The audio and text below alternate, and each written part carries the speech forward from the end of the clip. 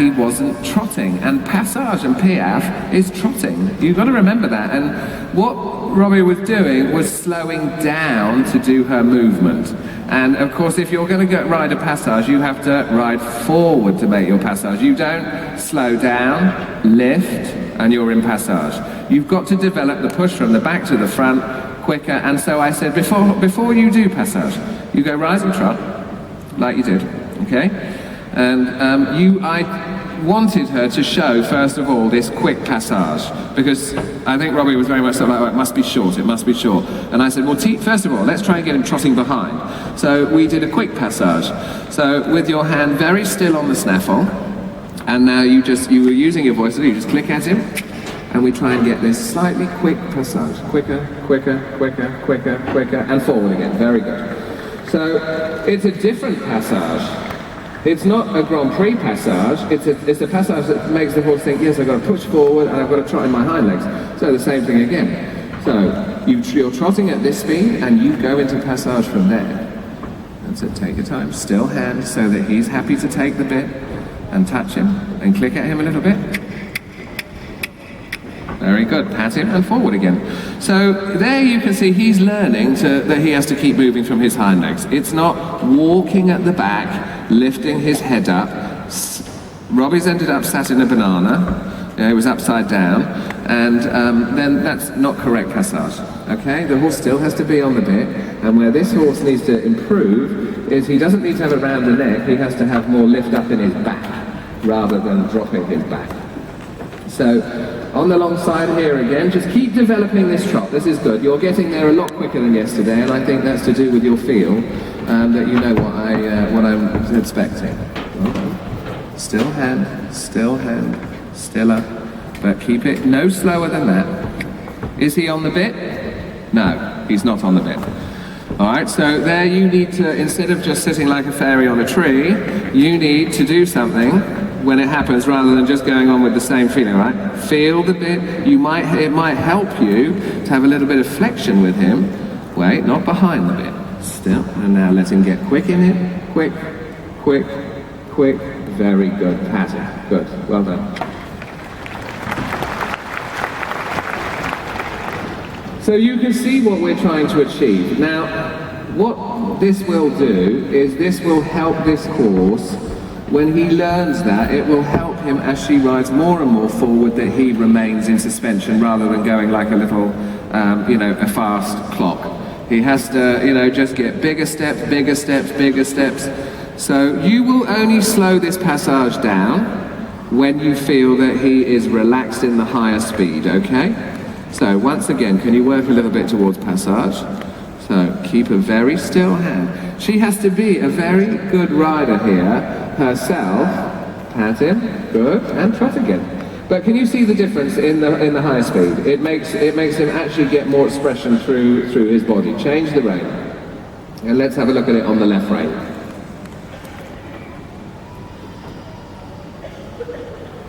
A still hand, really still, and you won't be riding in shoulder in left, Robbie. As much as you'd love to. So we'll have a look on this rein. So what does a horse do to avoid pushing? It goes crooked. When it's straight, it obviously has to push very even. And he likes to go a little bit crooked to avoid pushing. And that, when you've got a crooked horse, is when you get irregularities. So, it's trying to find this straightness in the developing of the trot. So on the long side, you stay straight. And now think about your passage steps again. So keep the shoulders to the wall, let the wall help you. Good, good, good. Great, I'm really pleased with how you've developed that there. If you can now, from the quicker passage, now see if you go sitting, if you find that suspension that you would want, let's say if we were doing a test. So, you start with him thinking forward first, that's it, you don't pull him towards you, you ride the back to the front, you keep it quick, and now you sit, and now you let him find passage. There we go. Okay? That is with a trotting hind leg. But if she always rode him in this slow passage with a slightly hollow back with his neck up, it would very quickly turn to an incorrect passage that's walking behind.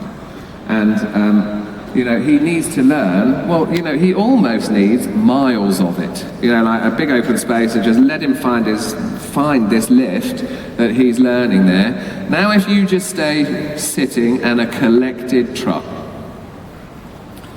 So forget the passage, just a collected trot. So try and feel some of that bounce and swing in your seat. A very steady hand, don't hurry it, and let's just have a look. So slow rhythm. Good.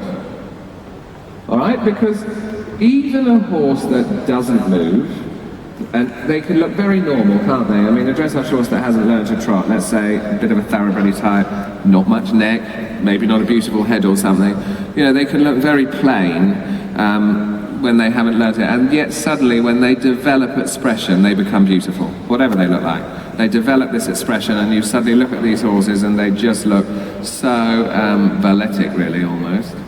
There we go. Now somewhere in there we're starting to find more of a moment of suspension. Now what I would suggest to Robbie is to use it. Every time she feels the trot go small and flat, she brings it back, she engages the horse, she puts the lift in, and then she tries to make it bigger. So just do it there. So put a little bit of lift in again, stay straight by riding forward. Really good. And now take it bigger and slower.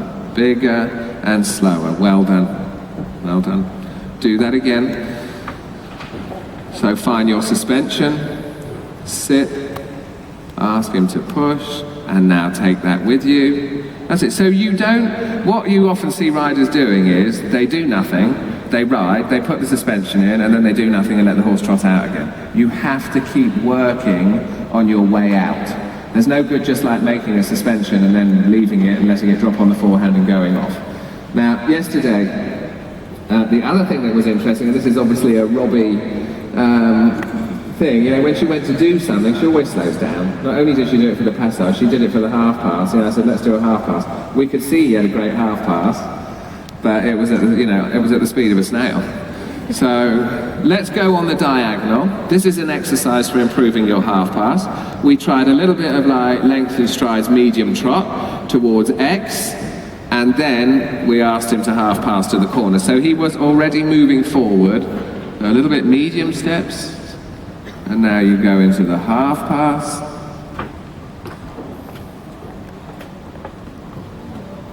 And we do the same thing on the right side. So you will also see, as you will with most horses, that the bending that he has on the left is not as supple as he had to the right. So forward steps, and now are you seeing Kay through his ears? You've left me a present.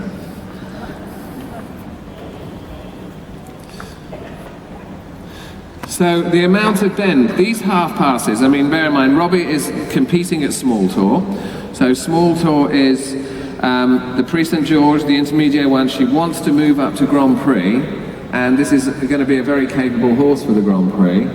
And again, these half passes that we're going to try and like create are also, you know, have a coefficient of 2 on them. So anything you see that has, at like this level, that has that coefficient of 2, it's because it's difficult. So the half passes may look lovely and easy, but they are quite difficult because in the Grand Prix we have these very steep lines. So when you watch a Grand Prix, it might look easy, but I tell you, they're pretty difficult to ride. So if we change the rein, just normal, and then on the right you can do a half circle left, a half circle right, and I want you to show me the 2 half passes from the Grand Prix. Can you do that? Okay. So try not to let him get too behind your hand. Very still, hold the snaffle, think of the corner, and think of seeing E through his ears, and think big steps, all right? So the shoulders need to go a bit more to the left. Here we've got quarters trailing. We've got some promising steps, but we had trailing. And now the shoulders up to the left. And in actual fact there, she made a half pass left better than right. So, you know, that's a breakthrough. Let's go the other way. And again, right to the left. So you need to hold the shoulders left in the corner. And exactly, he stays parallel. Parallel, parallel, shoulders left. That's it. Sometimes it helps you by slowing the front down. Good. Now, how can you possibly see H through his ears when you're staring at his head? Robbie? Robbie? But you can see here how easy he's going to make this. So again, half pass, half pass. Try not to look at the horse all the time. Look at E. Look at E through his ears. Shoulders left, and parallel. Keep the push, keep the push, keep the push. Upper body up, left elbow down, and weight down the left side. Look at F through his ears. Look there, look there. Good. Finish it. Over. Bend round your leg in the corner. Uphill on the short side, and down the long side. Good. Hands still. Feel his mouth. Try and bring your hand together. Feel his mouth so that he accepts the rein. Good. And now we try a little bit towards the passage. A few steps again. Don't slow down. Don't slow down. Good. Forward in it, forward in it, forward in it. That's it. This is, you find it by riding him a little bit more in front of your leg first, and when you get, again, this feeling he's in front of your leg, we collect it again. So, hands still, and now ask him again. Take your time, find the regularity. Easy, easy, pat him. Good, pat him, well done. Good, let him stretch.